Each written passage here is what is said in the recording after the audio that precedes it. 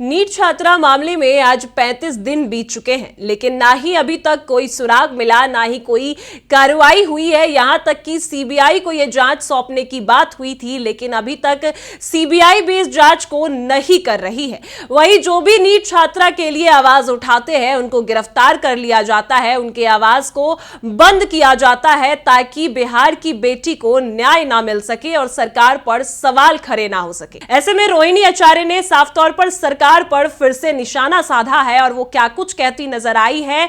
वहीं पप्पू यादव की आज सुनवाई होनी थी मामले में, केस के मामले में, लेकिन उनकी सुनवाई भी टल चुकी है। तो रोहिणी आचार्य क्या कुछ कहती नजर आई है, सब हम आपको इस रिपोर्ट में सुनाएंगे। नमस्कार, मैं कोमल और आप देख रहे हैं दर्श न्यूज।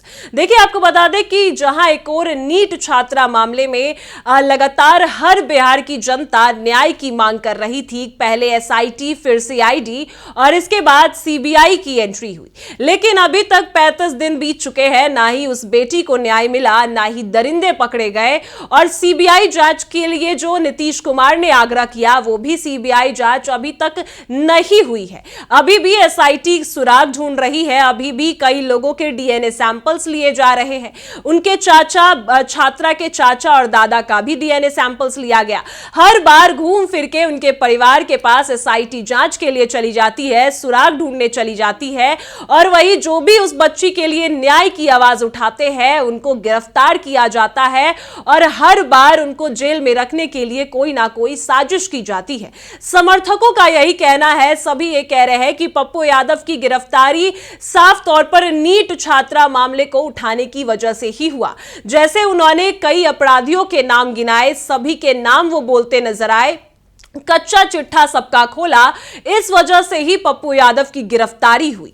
और उससे पहले आपको बता दें कि दिल्ली के जंतर मंतर पर जो प्रदर्शन होना था नीट छात्रा मामले को लेकर, यानी बिहार से दिल्ली तक बिहार की बेटी को न्याय दिलाने के लिए पप्पू यादव खड़े थे और इसी न्याय को रोकने के लिए पटना पुलिस, बिहार की पुलिस ने उनको गिरफ्तार किया, यही कहा जा रहा था। लेकिन ऐसे में आज 35 दिन बीत चुके हैं, नीट छात्रा को न्याय नहीं मिला। तो रोहिणी आचार्य क्या कुछ कहती नजर आई है वो आपको दिखा दे।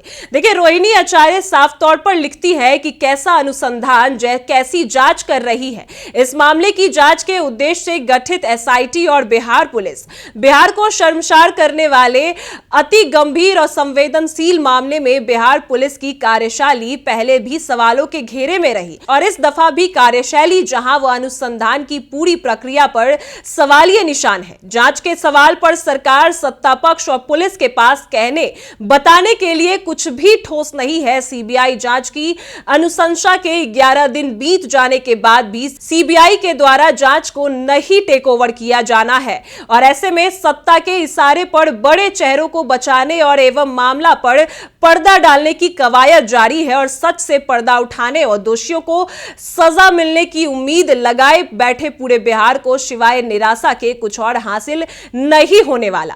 देखिए, रोहिणी आचार्य साफ साफ लिख रही है कि बिहार पुलिस की कार्यशैली और सरकार की कार्यशैली पर फिर से सवाल खड़े हो रहे हैं कि सीबीआई जांच को आग्रह किए हुए, सीबीआई जांच की अनुशंसा किए हुए आज 11 दिन बीत चुके हैं, लेकिन ना ही सीबीआई की एंट्री हुई और ना ही अभी तक एसआईटी कोई सबूत ढूंढ पाई है।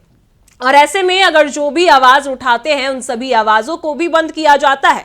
आज बिहार की पूरी जनता उस बेटी के न्याय के लिए मांग कर रही है। सभी ये सोच रहे हैं कि आज उस बेटी को न्याय मिल जाए, लेकिन अभी तक ऐसा कुछ भी नहीं हुआ और यही सब सवाल खड़े करते हैं सरकार पर और उनकी कार्यशैली पर और यहां तक कि बिहार पुलिस की कार्यशैली पर। जैसे सबसे पहले एसआईटी ने इस मामले की जांच की, लेकिन तब भी कुछ सुराग नहीं मिला। सीआईडी तक की एंट्री हुई, लेकिन तब भी सुराग नहीं मिला और सीबीआई जांच के लिए आग्रह किया गया, लेकिन आज 11 दिन बीत चुके हैं, लेकिन ना ही इस मामले में अब सीबीआई जांच के लिए जो है उसका कोई अपडेट सामने आया है, ना ही सीबीआई इस मामले को जांच कर रही है, ना ही उस बेटी को कभी न्याय मिलेगा, क्योंकि जो भी उस बेटी के न्याय के लिए आवाज उठाता है उसके आवाज को बंद कर दिया जाता है। पीड़ित परिवार से डीजीपी विनय कुमार कहते हैं कि मान लीजिए आपकी बेटी ने आत्महत्या किया, अगर ऐसा ही कहते रहेंगे तो बेटी को न्याय कैसे मिलेगा।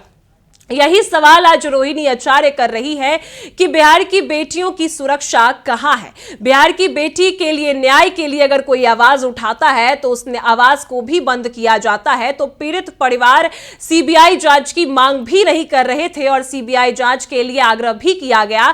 तो आखिर सीबीआई जांच कब होगी? यहां तक कि सीबीआई जांच भी उस बच्ची के लिए नहीं हो रही है और जो भी आवाज उठाते हैं उन सभी आवाजों को बंद किया जा रहा है। और यही कार्यशैली बिहार पुलिस की और सरकार की दिखती है कि वो कितनी संवेदनशील है, ये मामला कितना संवेदनशील है, लेकिन फिर भी इस मामले की जांच नहीं हो रही और बिहार की बेटी को न्याय नहीं मिल रहा है। यहां तक कि पीड़ित परिवार को ही हर बार परेशान किया जा रहा है। घूम फिर के ये मामला जहानाबाद शिफ्ट हो जाता है, परिवार पर शिफ्ट हो जाता है, डीएनए सैंपल्स लिए जाते हैं, लेकिन एक भी डीएनए सैंपल्स मैच नहीं होते। और जब आरोपियों के नाम पप्पू यादव गिनवाते हैं तो उनके आवाज को भी बंद किया जाता है। रोहिणी आचार्य ने साफ तौर पर सरकार और बिहार पुलिस की कार्यशैली पर सवाल उठाए हैं और बिहार की बेटी के न्याय के लिए वो फिर से मांग कर रही है। फिलहाल इस खबर में इतना ही। आप देख रहे हैं दर्श न्यूज। हम लोग अलीगढ़ लॉ से 8 साल से जुड़े हुए हैं। मैं Rajesh Kumar, Sai steel engineering works. मैं अलीगढ़ पाइप एंड ट्यूब से पिछले 5 सालों से जुड़ा हूँ। अलीगढ़ लॉक से 15 साल से जुड़े हुए हैं। पहले शटर लॉक लेते थे, शटर पत्ती लेते थे, अब स्टील पाइप भी लेते हैं। इनका स्टील पाइप बढ़िया है।